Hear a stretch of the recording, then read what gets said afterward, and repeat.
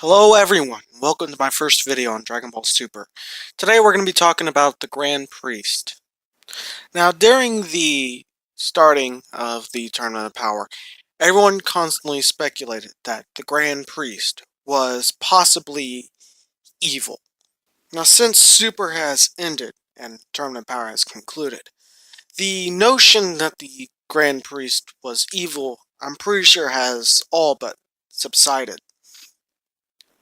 But back during the Zen Exhibition matches and the beginning of the Tournament of Power, as well as during the intro of Dragon Ball Super, the notion that the Grand Priest was evil was quite a popular one at that. And what do I mean by this? Well, let's take a look, shall we? In episode 77, we got to see the first look at the intro of Dragon Ball Super's Universal Survival Arc. And in that intro, we see a very interesting shot of what looks like the two Zenos, one blue, one red, do a little bit of a dance as they switch places, turning to their original colors, and you see the Grand Priest shoot a blast, almost as if signifying that a universe has been destroyed. Now, the overthinkers were probably already thinking that Grand Priest, and maybe even the two Zenos, were going to be evil. But the real big notion of the idea that the Grand Minister, or Grand Priest Daishogun, however you want to pronounce it, was evil, came from when Bergamo and Goku were about to fight. Now, before they fought, Bergamo kneeled and asked Zeno if he beats Goku, that they would spare all the universes. And Zeno agreed. But out of nowhere, the Grand Priest then states to Goku, if you do not give it your all, and if you hold back, all the universes will get erased on the spot. So right here, it really just makes it look like that Grand Priest is just sort of manipulating the two Zenos by speaking for them, without the two Zenos actually saying a word to the Grand Priest and to everyone else about Goku losing and the universe getting destroyed. So this led to the possibility that perhaps the Grand Priest himself was just an evil person to do this sort of thing. But I want to just go back and look at Grand Priest's character as a whole. When he first meets Goku, he is surprised by him. He doesn't know what to exactly think. And after the Future Trunks saga, Grand Priest seems to be surprised even more by Goku. He seems to like Goku a lot. And when Grand Priest shows up on the Supreme Kai's planet of Universe 7, and Goku is just being all nonchalant and being casual with them, when the Supreme Kais ask for forgiveness, Grand Priest says it's quite alright, signifying that Grand Priest doesn't mind Goku being such a casual person at all, just like Zeno doesn't. But when everyone is gathered to the Zen Expo, Goku, being Goku, is very casual, and he just starts talking with Lord Champa. And the way he is all casual normally would not be such a problem. And you would think that it wouldn't be a problem with Grand Priest, but surprisingly, Grand Priest butts in and tells Goku to be silent, which is a bit strange.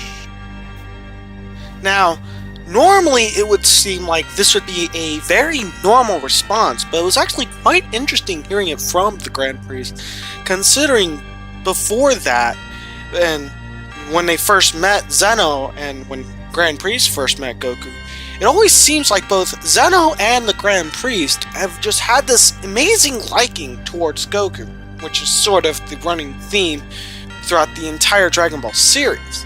Goku has never been really a polite type of person. It's always been his character. He's always been written that way by Akira Toriyama. But when Grand Priest just tells Goku to be silent, It really did raise an eyebrow. So it got me thinking, what if the reason why he said that was to try and make Goku look better than what he would look like if he tried to continue on having a conversation with Champa? Think about it. Now Grand Priest gave Goku this out, and Goku doesn't really know it. Now Grand Priest basically stated that if you hold back Goku, all the universes are going to get destroyed. And Zeno just told Bergamo that if Bergamo wins, the universes will be spared, even in Tournament Power.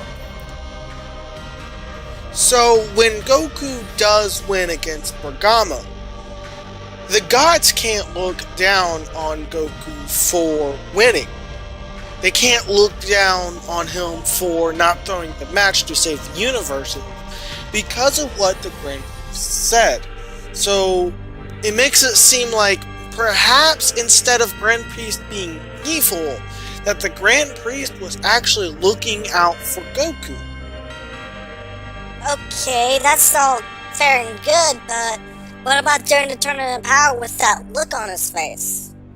Well, when Universe 9 was erased, Grand Priest did give Goku that sort of look. And there's an explanation behind that as well. You see, the way Grand Priest is looking at Goku could also be explained to trying to relay a message towards Goku. Grand Priest knows that Goku's not the kind of person to really think about everything. So I think that look was to try to cement into Goku, it's like, yeah, this has actually happened. So, with that thought now actually inside of Goku's head, I think the pressure to actually fight and get stronger now is in deeper than it ever has before. And Grand Priest might have also realized that by cementing that thought in his head with just his look, probably caused Goku to fight even harder, because now he's in that sort of situation that he always works best in.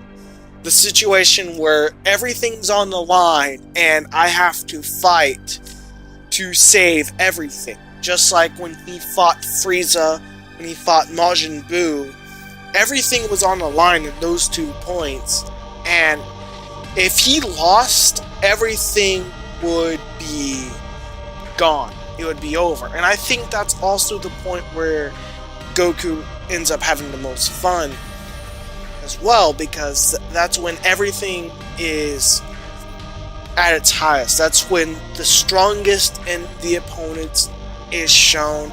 That's when blood boils to the actual maximum that it can boil to. And so Goku was heated because of Grand Priest, even though Grand Priest just wanted to try to get Goku to take this seriously. Now, every time the universes get erased, Grand Priest has this look upon his face that makes him look evil. It's like they're trying to make him look evil on purpose. But in reality, it just shows how he's just unwavering. He's just spreading the information, and he's trying to be stern as possible. You don't want someone smiling saying, oh, the universe got erased, because then people won't take you as seriously. He wants everyone to be on guard that this is happening. So he wants to be as serious as possible to really convey that everyone needs to keep fighting till the end, because just because one universe got erased doesn't mean you're safe.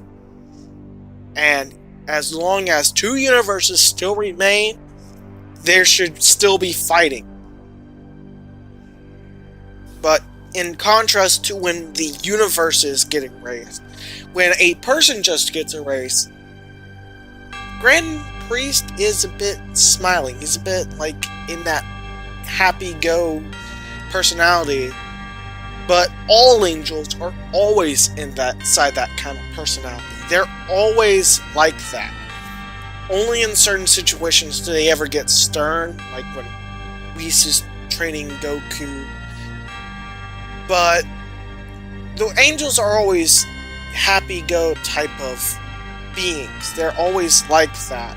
And it's never changed. So unless you want to say all the angels are evil because they don't care, which isn't true, they do care, well, you got a lot more to prove in that case. And I just don't think that that is the case.